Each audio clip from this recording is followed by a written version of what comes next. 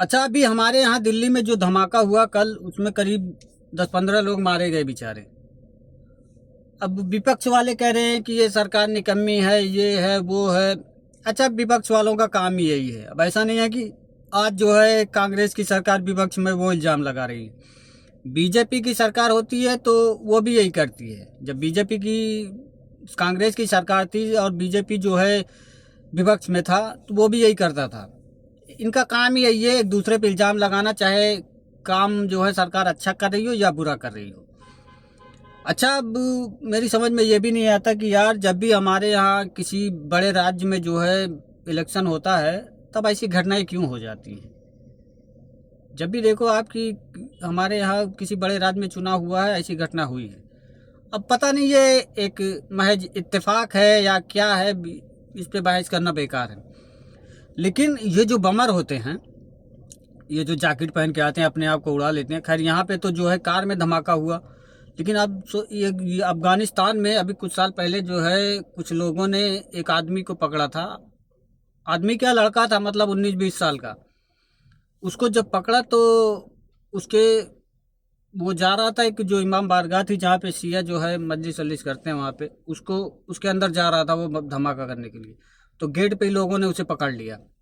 अच्छा, इनके अंदर ये भी इनका एक माइंडसेट बनाया गया है कि खैर गैर मुस्लिम तो छोड़ो, ये जो शिया हैं ये भी मुस्लिम नहीं हैं, इनको मारो, ये काफिर है, इनको मारो और जन्नत में जाओ। आपने देखा होगा कि मतलब दुनिया में अगर सबसे ज़्यादा कोई कौम जो है बम धमाके में मारी गई है तो वो शिया कौम है। लेकिन शियों ने जो है कभी बदला लेने की कोशिश नहीं की। कभी ये नहीं कहा कि तुमने हमारे इमाम बारगाह में धमाका किया है, हम भी तुम्हारे यहाँ करेंगे।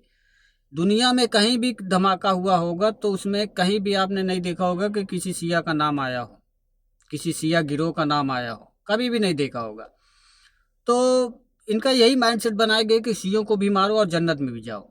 अच्छा, अब जब उस लड़के को पकड़ा गया तो उसका पहले तो जो है जैकेट उतारा गया। जैकेट उतारने के बाद जो है उसको तलाशी ली गई उसकी, तो उसके पास से जो है 2 चम्मच निकला। अब लोगों ने कहा कि यार ये धमाका तो ठीक है, ये चम्मच क्या करेगा, तू बम तक तो ठीक था, ये चम्मच का क्या होगा। तो उसने कहा कि मुझे बताया गया है कि जैसे मैं यहाँ पे मरूंगा मैं सीधा जन्नत में जाऊंगा और जन्नत में जाके जो है रसूल अल्लाह के साथ खाना खा रहा हूँ, डिनर कर रहा हूँ करूंगा, इसलिए मैंने जो है चम्मच चम्मच पहले से रखा हुआ था। अब आप सोचो कि इनका जो है माइंडसेट कैसा बनाया गया है। अच्छा, ये जब धमाका करने जाते हैं ना तो भाई ये होश में नहीं रहते कि मैं क्या करने जा रहा हूँ। इनको कुछ खिलाया जाता है, ये बस उसी के नशे में रहते हैं। इनको जो जैसे बोलते हैं कि ना हिप्नोटाइज कर दिया गया है। इनके दिमाग में बस एक ही बात रहती है कि मुझे अंदर जाना है और मुझे वहां जाके बस खाली ये बटन दबाना है। और ये कुछ इनके अंदर सोचने की क्षमता कुछ नहीं रहती कि भाई मैं वहां जा रहा हूँ, लोगों को मारूंगा, कितने लोग मरेंगे। ये सब सोचने की क्षमता इनकी जो है पूरी तरह से खत्म हो जाती है। इनके दिमाग में बस यही रहता है कि मुझे अंदर जाके खाली जो है वो बटन दबानी है, बस इसके अलावा कुछ नहीं। इनका मतलब यार ये कैसे लोग हैं, इनको ये समझ में नहीं आता कि यार किसी बेगुनाह को मार के तुम जन्नत में कैसे जा सकते हो।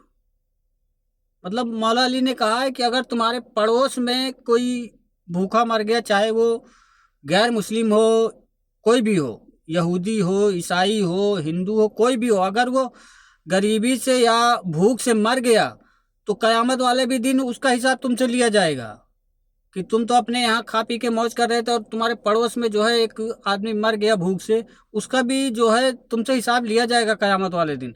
लेकिन ये लोग पता नहीं यार इनका दिमाग कैसा है कि इनको समझ में नहीं आता किसी बेगुनाह को मार के जन्नत कैसे मिलेगी ये। अच्छा, यहाँ पे अब जो है कुवैत में 2015 में जब धमाका हुआ था रमजान के टाइम पे, मेरे ख्याल से 14-15 रमजान ऐसा कुछ चल रहा था। तो वहां पे अच्छा मस्जिद थी। अब मस्जिद है, अब यह मस्जिद के चारों तरफ जो है कैमरा लगा हुआ था। अब वो मस्जिद के पीछे आया, गाड़ी से उतरा और उतरने के बाद वो जैसे जैसे आगे बढ़ता गया हर एक मोमेंट उसकी जो है कैमरे में कैद होती गई। अंदर आया, अंदर आने के बाद जैसे वो अंदर घुसा, वो बीच में नहीं खड़ा हुआ, नमाज के टाइम पे जमात हो रही थी, बीच में नहीं खड़ा हुआ, वो साइड में चला गया, दाहिनी तरफ साइड में एकदम आखिर में चला गया। वहां जाके जैसे ही लोग सजदे में गए उसने जो है बटन दबाया और जो है धमाका हुआ। अच्छा, गनीमत ये हुई कि लोग सजदे में थे। अगर लोग खड़े होते उस टाइम पे, अगर उसने ये ब्लास्ट किया होता तो काफ़ी लोग मारे जाते। तब भी उसमें 16-17 लोग मारे गए थे, जिसमें से मेरे ख्याल से 3 या 4 इंडियन थे। और मैं भी वहीं पे था। खैर मेरे तो उधर, मैं बीच बीच में था पूरा, मतलब वो साइड में था, मैं बीच में था, तो मेरे भी चोट आई थी, लेकिन वो बस खाली पीठ में जो है लगा था। तो इनका मतलब उसको भी ऐसा बनाया गया था भाई, पता नहीं, बोलते हैं कि उसको क्या खिलाया गया था कि जब वो चल रहा था ना, तो उसको समझ में नहीं आ रहा था कि मैं कहाँ जा रहा हूँ। सामने गाड़ी थी पुलिस की, पुलिस वालों ने उसके रोकने की कोशिश की, लेकिन फिर भी वो अंदर आ गया। उसको बता दें कि वो पूरी तरह से होश में नहीं था, मतलब ऐसा करते लग रहा था कि जैसे उसने नशा किया हो।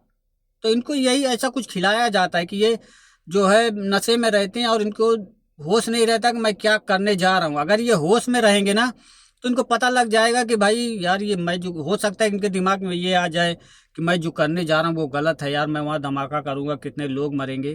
तो इसलिए उनको कुछ खिलाया जाता है ताकि ये होश में ना रहे, और इनके दिमाग में बस एक ही बात रहती है कि मुझे अंदर जाके बस यही करना है।